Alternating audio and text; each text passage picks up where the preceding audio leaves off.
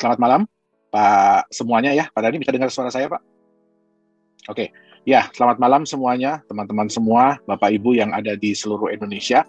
Bahkan saya lihat nih kayaknya ada yang di luar negeri juga nih. Karena namanya cukup familiar, cukup sering kontak dengan saya. Ya. Jadi ya pada malam hari ini sebelum kita masuk ke special session ya. Jadi ada sesuatu yang ingin kita sampaikan karena saya sebenarnya ditodong sama tim marketing ya. Jadi harus memberikan sesuatu yang spesial. Dua topik yang cukup menarik dan cukup menjadi pertanyaan. Jadi banyak yang bertanya kepada kami di Nagaya ya. Pertanyaan yang pertama itu adalah, Pak, Nagaya kan rencananya setelah 11.250.000 Nagaya terjual akan masuk ke exchanger. Nah, sedangkan Nagaya kan akan menjual Nagaya maksimum 45 juta. Berarti masih ada 30 juta lebih Nagaya. Nah, kami di tim marketing ini apakah masih bisa berjualan Nagaya? Ya, ini pertanyaan yang belakangan ini cukup banyak ditanyakan. Jadi tadi Pak Dhani mungkin udah kasih kisi-kisi sedikit ya. Yang kita takutkan ya bukan Bapak Ibu yang selama ini menjadi marketing dari Nagaya yang mereferensikan teman-teman tentang Nagaya ini, apakah nantinya setelah kita masuk di exchanger ya masih bisa berjualan Nagaya. Yang kita takutkan adalah kalah saing. Seperti yang Bapak Ibu tahu, ya exchanger itu tentu saja salah satu hal yang membuat mereka tertarik untuk menerima Nagaya di exchanger mereka, itu tentu saja program referral kita yang 5%, 3%, dan 2%. Nah, itu merupakan salah satu juga daya tarik buat mereka. Jadi perjanjian pertama dari exchanger ya, yang dua yang sudah ada deal dengan kita ya, dan dua lagi masih dalam proses. Nah, salah satunya adalah mereka meminta hak untuk menjual Nagaya sebelum kita listing, jadi sebelum diperdagangkan. Nah, seperti yang Bapak Ibu tahu kan biasanya exchanger itu sudah memiliki member. Contoh seperti di Indonesia membernya sudah 2 juta lebih ya. Nah, kira-kira apa yang akan terjadi pada saat mereka ingin berjualan Nagaya ini? Ya, tentu saja ya harganya kalau kita punya target pada saat kita masuk exchanger itu Nagaya ada di harga $3. Ya, nah, kira-kira apa yang akan terjadi? Ya, kebanyakan kripto aset yang ditawarkan di exchanger atau yang sering disebut dengan IEO, Initial Exchanger Offering, jadi itu ditawarkan melalui exchanger, ya antusiasnya cukup baik, ya, terutama nantinya pada saat kita masuk exchanger kan orang-orang sudah bisa melihat beberapa kali kita punya profit sharing, ya beberapa benefit yang sudah diterima oleh pemegang Nagaya sampai dengan saat ini. Nah, tentu saja ya kekuatan mereka tuh luar biasa ya nantinya ya. Kalau mereka sudah masuk, istilahnya kalau mereka sudah menawarkan kepada member-membernya mengenai Nagaya. Seperti yang kita lihat kemarin ya, itu di DAO Konsensus ya. Jadi kalau kita juga boleh berbangga nih sebenarnya ya. Bapak Ibu para pemegang Nagaya boleh berbangga. Kenapa? Karena kemarin ini di DAO Konsensus, ya itu kita murni diundang oleh DAO Konsensus.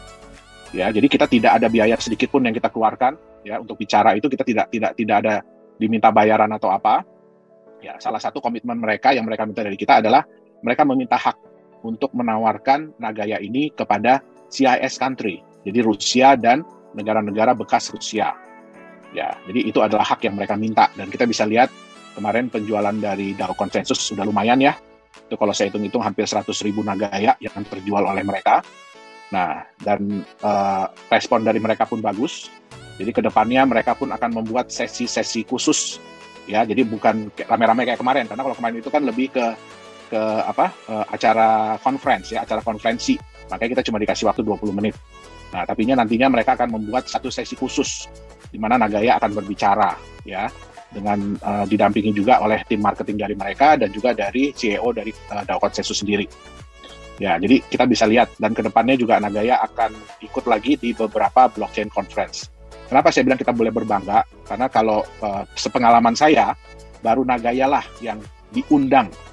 Ya, jadi kita nggak bayar loh ya, diundang untuk menyampaikan konsep dari kita, konsep dari kripto kita. Walaupun Nagaya ini base-nya di Singapura, tapi Bapak Ibu boleh berbangga hati karena sebenarnya Nagaya ini adalah anak Indonesia. Ya, semua ide, semua teknologi, semua tim utama yang ada itu berasal dari Indonesia. Oke, walaupun kita ada direktur dari Korea, ada direktur dan manajemen dari Singapura, dan kedepannya kita juga akan ada lagi direktur-direktur dan manajemen dari negara-negara lain. Dan kita juga sudah ada beberapa permintaan ya dari beberapa negara, dari beberapa orang, kalau kita boleh bilang ya crypto entusias, ya bahwa mereka ingin memasarkan Nagaya ini di negara mereka masing-masing, termasuk dengan ingin membukakan kantor, ya kantor perwakilan di negara mereka masing-masing. Nah, jadi kalau saya boleh katakan kepada Bapak Ibu, sebaiknya manfaatkan kesempatan. Kalau Bapak Ibu ingin ya mereferalkan teman-teman di Nagaya, manfaatkan kesempatan sebaik-baiknya sebelum kita mencapai 11.250.000. Ya, kenapa? Karena begitu ngehit 11.250.000, walaupun belum bulan Desember, kita akan masuk di exchanger. Itu dia. Oke, jadi bukan company nggak mau cepet-cepet, saya juga mau cepet-cepet. Kenapa? Kalau kita udah masuk exchanger, penjualannya lebih cepat lagi nanti. Ya, jadi kita ini saling tunggu-tungguan antara exchanger menunggu kita menunggu regulasi. Ya. Nah, terus pertanyaan yang kedua, Pak, apakah mungkin Nagaya ini harganya bisa melejit tinggi? Ya, ini pertanyaan yang kedua. Apakah mungkin Nagaya ini harganya bisa melejit sampai $100? Kalau saya boleh katakan $100 itu adalah angka skeptis. Kenapa angka skeptis? Ya, banyak perusahaan-perusahaan kripto lain yang, wah, Nagaya 5 tahun cuma janjinya $100 gitu ya. Kita bukan janji loh ya, itu prediksi loh. Ya, dan itu prediksi skeptis. Ya, kenapa? Kita perusahaan Singapura. Nah, di Singapura itu aneh regulasinya. Jadi kalau kita ingin memberikan apa istilahnya proyeksi, itu nggak boleh yang proyeksi tinggi dengan tingkat kemungkinan rendah. Jadi yang harus disampaikan adalah proyeksi rendah dengan tingkat kemungkinan yang tinggi. Ya, jadi yang paling mungkin tercapai itu di angka berapa? Oke, nah itulah yang kita sampaikan, yaitu $100 dalam waktu 5 tahun. Oke, Pak Dhani mungkin boleh sharing, Pak. Saya ingin memperlihatkan satu ya, ini pentingnya edukasi. Ya, ini pentingnya edukasi. Oke, kenapa pentingnya edukasi? Mungkin Bapak Ibu bisa lihat ya, ini salah satu koin yang di backup oleh emas, ya. Dan ini chart dari exchanger nomor 1 di Indonesia. Ya, Bapak Ibu bisa lihat pada waktu koin ini masuk di exchanger, ya dari harganya yang sekitar 900 ribuan, tiba-tiba dalam waktu ya mungkin dalam beberapa jam ya melejit sampai 250 juta. Ya, melejit dalam waktu sampai 250 juta. Terus turun drastis. Kenapa? Banyak orang yang pada saat membeli kripto itu tidak mempelajari dulu apa sih ini, bagaimana sih konsepnya. Ya, sedangkan jelas-jelas di websitenya dan jelas-jelas di white paper-nya dikatakan bahwa satu token mereka di backup oleh 1 gram emas selama-lamanya. Ya, nah, jadi bagaimana mungkin Bapak Ibu punya sertifikat emas nih? Ya, sertifikat ini walaupun bentuknya digital, tapi nilainya 1 gram emas. Ya, bagaimana mungkin orang mau membeli di harga 250 juta untuk sertifikat emas seberat 1 gram? Selama-lamanya, ya, sehingga akhirnya apa? Ya, apa istilahnya hype ini cuma terjadi dalam waktu beberapa saat. Setelah itu apa yang terjadi? Harganya langsung jeblok, ya, harganya langsung jatuh. Nah, ya Pak, kan lumayan Pak, kalau buat yang masuk-masuk di awal, ya kan, yang masuk-masuk di awal kan lumayan. Dari beli misalkan 900 ribu, tahu-tahu harga 250 juta, saya jual. Nah, mohon maaf Bapak Ibu, ya, saya kurang suka dengan chart seperti ini. Yang harus kita ingat adalah, kalau di dunia trading, keuntungan saya adalah kerugian seseorang. Itu yang harus diingat. Ya, keuntungan saya adalah kerugian seseorang. Nah, Bapak Ibu bisa bayangkan bagaimana rasanya kalau orang tersebut membeli token ini di harga 250 juta. Ya, sampai dunia terbalik, kecuali harga emas 1 gram jadi 250 juta, kalau itu terjadi, wah, Nagaya jangan ditanya harganya berapa ya. Nah, kalau itu terjadi, barulah orang itu bisa balik modal. Ya, jadi di sini pentingnya edukasi, ya. Nah, Bapak Ibu bisa lihat dengan konsep seperti ini saja, ya di dunia kripto itu bisa terjadi kenaikan harga yang gila-gilaan. Ya. Nah, bagaimana dengan Nagaya? Kita nggak mau seperti ini. Bapak Ibu harus ingat ya, apapun yang naik dengan cepat, ya kemungkinan turun cepatnya juga ada. Nah, itu kita yang nggak mau. Di Nagaya ini kita ingin menciptakan sebuah koin yang relatif lebih stabil. Jadi nggak bikin deg-degan, nggak bikin jantungan harganya. Ya, dengan kecenderungan selalu meningkat. Nah, bagaimana caranya? Ya, paling gampang. Ya, di Nagaya ini Bapak Ibu harus ingat, di koin-koin lain, Bapak Ibu itu baru dapat keuntungan setelah harganya naik. Ya, kalau harga koin yang Bapak Ibu pegang naik, baru Bapak Ibu dapat keuntungan. Di Nagaya, dengan memegang Nagaya, Bapak Ibu sudah bisa mendapatkan benefit. Ya, benefit dalam bentuk apa? Jumlah emasnya bertambah dan mendapatkan profit sharing. Oke. Nah, kalau kita asumsi Nagaya sudah masuk di market. Oke. Apa yang terjadi dengan harga Nagaya di market kalau ya perusahaan umumkan tanggal sekian kita akan bagi profit sharing dari proyek nomor 1? Apa yang akan terjadi Bapak Ibu? Ya, yang akan terjadi adalah market akan positif. Jadi harga pasti akan naik, itu sudah pasti. Ya, nah yang kemudian kalau itu kita punya 1 proyek, berarti Nagaya bisa bagi profit sharing 1 bulan 1 kali. Kalau kita punya 2 proyek, jadi 2 kali dalam sebulan harga Nagaya pasti naik. Bagaimana kalau Nagaya punya 10 proyek? 3 hari sekali Bapak Ibu bisa melihat, semua orang seluruh dunia bisa melihat bahwa emas saya nambah ya. Setiap orang yang megang Nagaya dapat profit sharing ya. Nah, apa yang akan terjadi dengan harga market? Nah, bagaimana kalau Nagaya punya 30 proyek? Nah, tapi tentu saja Bapak Ibu harus ingat ya, kalau Bapak Ibu ingin mempunyai aset yang stabil, yang aman, ya itu semua butuh waktu. Dan saya yakin 5 tahun itu bukan waktu yang lama. Ya, kita aja nggak kerasa Nagaya ini udah 2 tahun, udah 2 tahun lebih, hampir 3 tahun. Ya, saya rintis. Nah, oke. Jadi untuk kita menunggu ya 5 tahun lagi, tapi dengan kenaikan yang 100 kali lipat, saya rasa sih itu bukan waktu yang lama. Ya.